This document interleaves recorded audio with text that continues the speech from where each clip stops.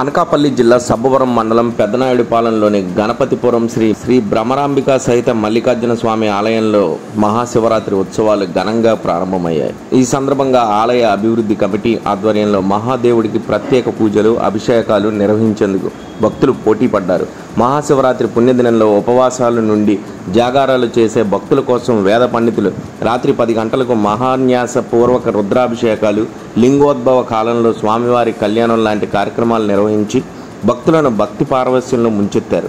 ఈ సందర్భంగా ఇక్కడ ఆలయ ప్రధాన అర్చకులు స్వయం పాకల శ్రీనివాసరావు మాట్లాడుతూ ఇక్కడ భ్రమరాంబిక సహిత మల్లికార్జున స్వామి ఆలయంలో విశిష్ట పూజా కార్యక్రమాల గురించి వివరించారు.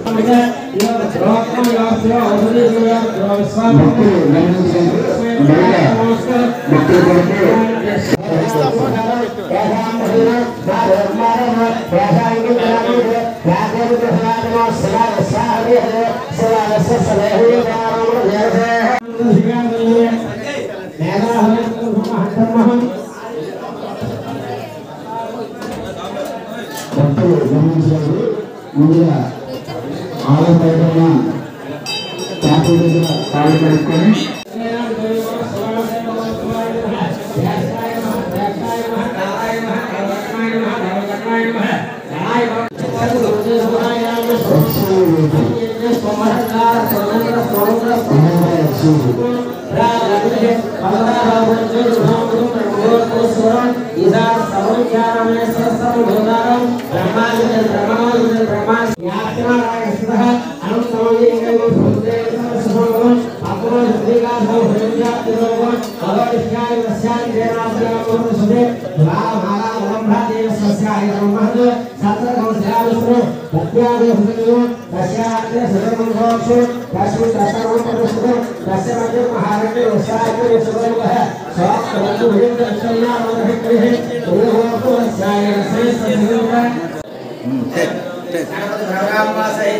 మల్లికార్జున స్వామి వారి యొక్క సన్నిధిలో శ్రీ మల్లికార్జున స్వామి వారి యొక్క మహాశివరాత్రి ఉత్సవాల్లో భాగంగా మరి ఈరోజు అనగా 26వ తేదీ బుధవారం ఉదయం నుండి స్వామివారి సన్నిధిలో ఏకాదశ రుద్రాభిషేకాలు, దర్శన పూజ కార్యక్రమాలు ఎంతో వైభవపేతంగా ప్రారంభమయ్యాయి.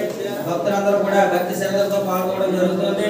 అలాగే మరి ఈరోజు సాయంకాలం 9 గంటల నుండి లింగోద్భవ కాలంలో స్వామివారికి మహాన్యాసపూర్వక రుద్రాభిషేక కార్యక్రమం జరపబడుతుంది. అలాగే రేపు 27వ తేదీ గురువారం స్వామివారి సన్నిధిలో శ్రీరుద్రహోమం నిర్వహించబడుతుంది.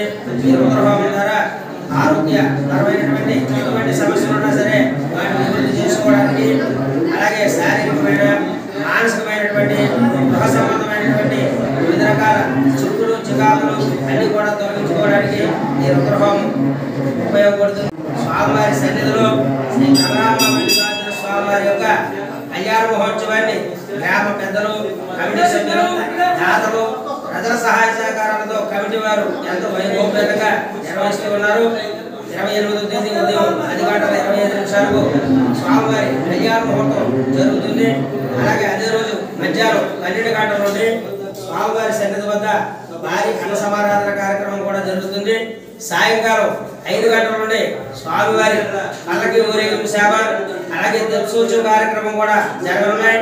అవున గ్రామ భక్త మహాశయులు, పిల్లలు, పెద్దలు అతి ప్రాచీనమైనటువంటి శ్రీ భ్రమరాంబ మల్లికార్జున స్వామివారిని దర్శించుకుని స్వామివారి యొక్క దర్శన పూజ, అభిషేకాది కార్యక్రమాల్లోనూ, హోమ కార్యక్రమాల్లోనూ అదేవిధంగా